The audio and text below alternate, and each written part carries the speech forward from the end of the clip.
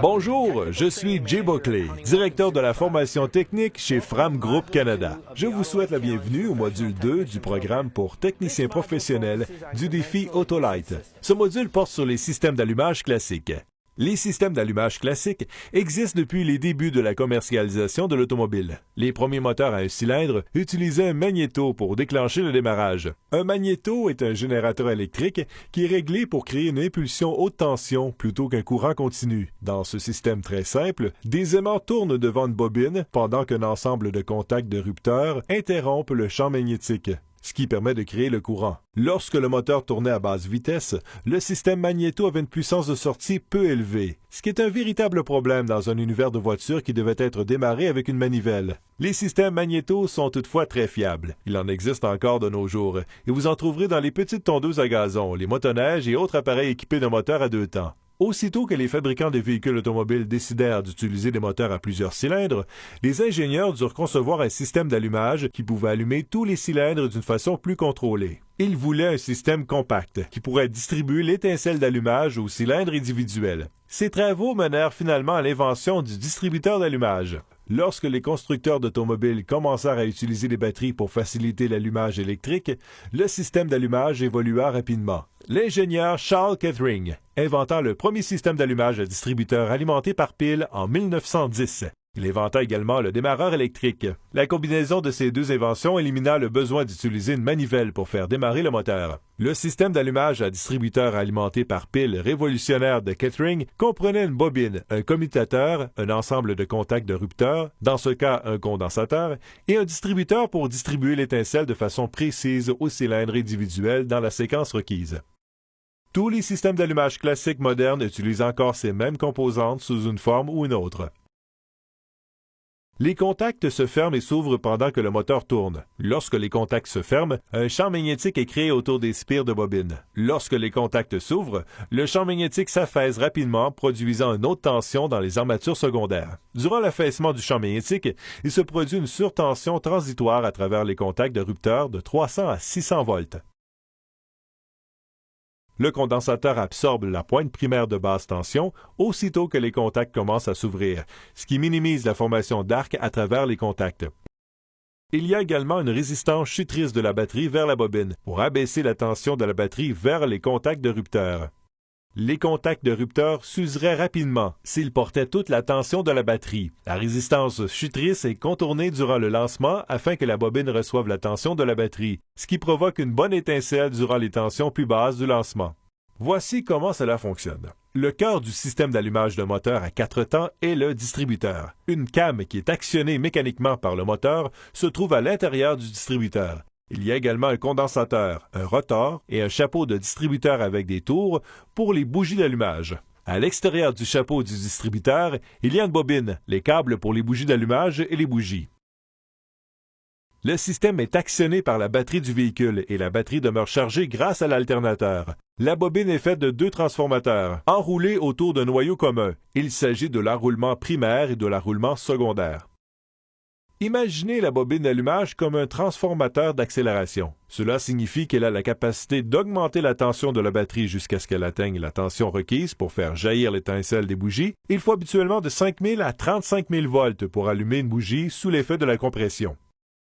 Un bout de chaque enroulement est relié à l'autre et à la source de tension de la batterie du véhicule. La tension de la batterie est limitée à 6 ou 8 volts par la résistance chutrice. Dans certains véhicules, la résistance chutrice a été remplacée par un fil de résistance.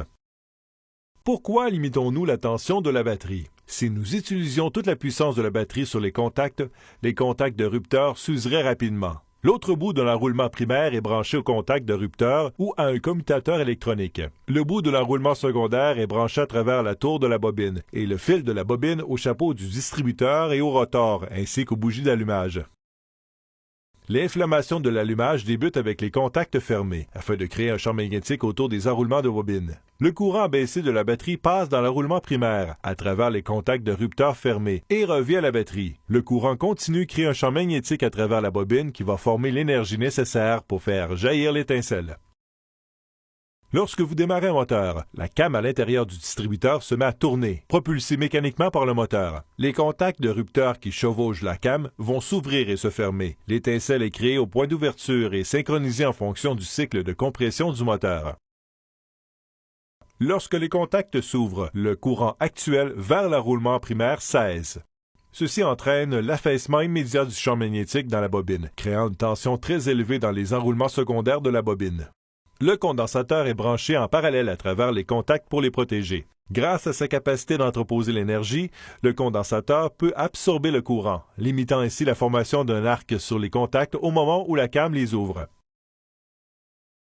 Un circuit d'allumage primaire consiste en la batterie, le bobinage primaire, le système de communication, les contacts ou un commutateur électronique et le filage qui retourne à la batterie. Un circuit d'allumage secondaire comprend le bobinage secondaire, un fil haute tension entre la bobine et le chapeau du distributeur, le rotor, le chapeau du distributeur, les câbles des bougies d'allumage et les bougies d'allumage. Un rotor en rotation dirige ou distribue la haute tension à travers les bornes du chapeau de distributeur vers le câble de chaque bougie d'allumage dans l'ordre d'allumage. Le courant passe ensuite à travers les câbles d'allumage et saute l'espacement de la bougie d'allumage, allumant le mélange carburant-air à l'intérieur du moteur. Dans ce système, l'armature sur laquelle les contacts de rupteur sont montés peut tourner pour changer la distribution de l'ouverture des contacts de rupteur concernant la position du vilebrequin. Ceci permet au calage de l'allumage d'être modifié en fonction des changements de régime du moteur, favorisant un meilleur allumage. Le calage, ou le dispositif à masse centrifuge, peut fonctionner par dépression, par commande mécanique ou même avec une rotation des masses ou une force centrifuge. Un système de contact de rupteur commutable a été utilisé jusqu'au début des années 1970, période au cours de laquelle l'allumage électronique devint populaire. Comme il y avait de plus en plus d'exigences en matière d'émissions et d'économie de carburant, le besoin d'entretenir constamment l'ancien système de contact de rupteur devint problématique. Souvenez-vous que ces anciens véhicules devaient avoir une mise au point tous les 19 000 km. C'est pourquoi les contacts de rupteur furent éventuellement remplacés par un commutateur électronique. Le commutateur électronique commun était déclenché par un effet Hall à l'aide d'une roue dentelée qui passait un aimant. L'autre style était allumé par un capteur optique qui utilisait un rayon de lumière et une roue transpercée de fenêtre. Le signal est envoyé à un circuit transistoré qui était utilisé pour déclencher le commutateur pour le courant primaire. Ces unités transistorisées sont souvent appelées allumeurs. Le reste du système demeure semblable avec une bobine, des bougies d'allumage et des câbles de bougies. La recherche d'un problème sur un système d'allumage classique commence souvent lorsque le véhicule fait des ratés ou ne démarre pas. Commencez toujours par vérifier tous les connecteurs et le filage pour voir s'il y a de la rouille ou de mauvais raccords. Pour porter le bon diagnostic, vous devez envisager le système dans ses états primaires et secondaires.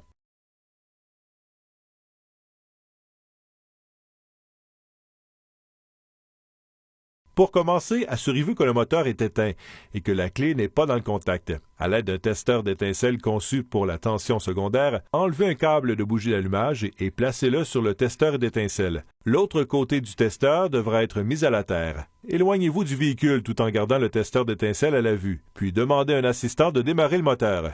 Si vous constatez qu'il n'y a pas d'étincelle, vous devez retourner en arrière pour trouver le problème. Après vous être assuré que le moteur est éteint et que la clé n'est pas dans le contact, enlevez le fil de la bobine, insérez le testeur d'étincelle dans le fil de la bobine et mettez le testeur à la terre avec la connexion de mise à la terre du moteur. Demandez à nouveau à un assistant de démarrer le moteur pendant que vous surveillez à distance pour voir s'il y aura une étincelle. Si vous voyez une étincelle, le problème concerne la distribution de la haute tension secondaire et est probablement associé à un chapeau de distributeur ou un rotor défectueux.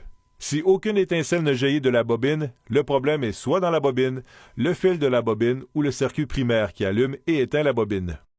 Pour un diagnostic primaire, vérifiez s'il y a 6 à 8 volts à la borne positive de la batterie de la bobine d'allumage en mettant la clé du véhicule dans le contact et en fermant les contacts de rupteur. Si les contacts de rupteur sont ouverts, la tension devrait être la même que la tension de la batterie. Y a-t-il de la tension? Si la tension est moins de 6 volts, il y a un problème avec la tension fournie, soit dans le commutateur ou le filage de l'allumage. Si les contacts de rupteur sont fermés et que la tension est plus élevée que 8 volts, la résistance chutrice peut être défectueuse ou elle peut avoir été négligée durant des réparations précédentes. Inspectez les contacts de rupteur pour voir s'il y a de l'usure, de la rouille ou s'ils sont bien ajustés. Si le véhicule est équipé d'un système d'allumage électronique, vous pouvez vérifier la bobine détectrice du distributeur à l'aide d'un ohmmètre, un instrument qui mesure la résistance électrique. Tous les fabricants publient une valeur de résistance thermique pour la bobine du capteur. Pour tester la manœuvre de commutation du capteur, branchez un oscilloscope et surveillez la formation de l'onde. Si la forme de l'onde est plate, il n'y a pas de commutation. Si vous ne possédez pas d'oscilloscope, branchez une lampe témoin non allumée entre la borne négative de la bobine et la borne positive de la batterie et démarrez ensuite le moteur pour voir si les contacts ou le module d'allumage s'allument. Si la lampe clignote pendant que le moteur démarre, les contacts ou l'appareil de commutation fonctionnent. Si la lampe ne clignote pas, les bornes, le module d'allumage ou le filage sont peut-être endommagés. Voici à quoi ressemble une bonne forme d'onde sur notre oscilloscope lorsque le moteur tourne au ralenti. Les oscilloscopes plus dispendieux conçus pour les diagnostics de moteur peuvent même vérifier le côté secondaire pour s'assurer d'une bonne configuration et peuvent aussi court-circuiter les cylindres pour trouver ceux qui sont faibles ou qui ne fonctionnent pas à pleine capacité. Vérifiez la bobine d'allumage en mesurant la résistance entre le côté de la bobine et de la batterie et la tour de haute tension. La résistance devrait être de 7700 à 15 000 ohms. Vérifiez ensuite la résistance du circuit primaire en mesurant entre la borne positive de la bobine de la batterie et la borne négative de la bobine. Les valeurs typiques seraient de 0,08 à 1,6 ohms. Il s'agit de spécifications typiques. Vérifiez le manuel de service du fabricant de pièces d'origine pour les spécifications exactes du véhicule sur lequel vous travaillez. Si la résistance n'est pas conforme aux spécifications, remplacez la bobine. Si le système primaire fonctionne bien, vous devez passer au système secondaire.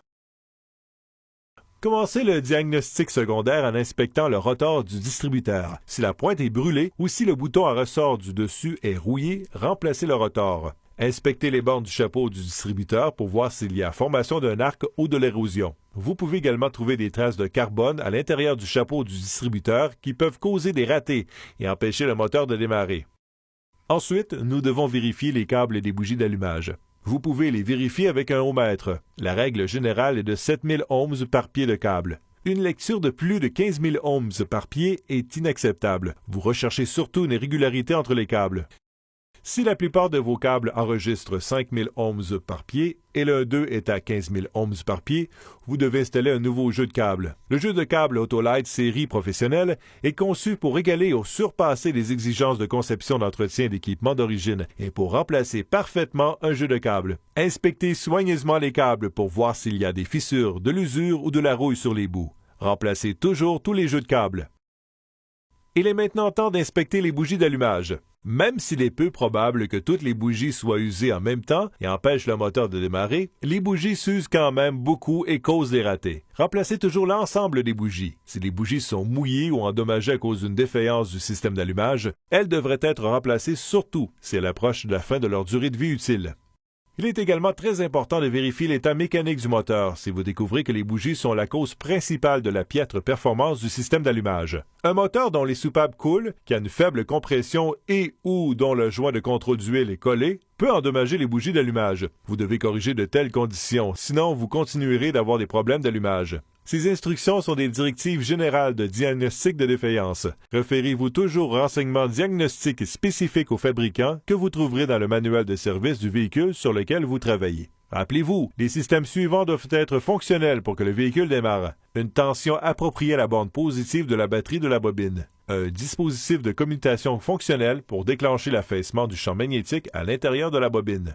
Des contacts propres et sans rouille dans les petits câbles, les câbles de bougies d'allumage et de bobines, et à l'intérieur du chapeau du distributeur. Assurez-vous que les bouts des câbles des bougies d'allumage et des bobines ne sont pas rouillés. Vérifiez que les petits raccords ne sont pas pliés ou brisés et que les bornes ne sont pas rouillées. Le distributeur doit être en bon état sur le plan mécanique. Sur certains distributeurs, l'entraînement par engrenage est fixe. La goupille de cisaillement et le distributeur ne tourneront pas. La plupart des systèmes d'allumage classiques sont équipés de bougies d'allumage avec noyau de cuivre installés par le fabricant. Le remplacement de bougies d'allumage avec noyau de cuivre usé par des bougies Autolite XP Extreme Performance est définitivement une amélioration. Grâce à un fil fin rehaussé d'iridium de 0,6 mm et à une technologie brevetée d'électrodes de masse en platine, les bougies d'allumage Autolite XP Extreme Performance peuvent améliorer la performance, le rendement énergétique et la durabilité du moteur. Félicitations, vous avez complété le deuxième module de formation du programme des techniciens professionnels du défi Autolite. Merci. Thank you for your time.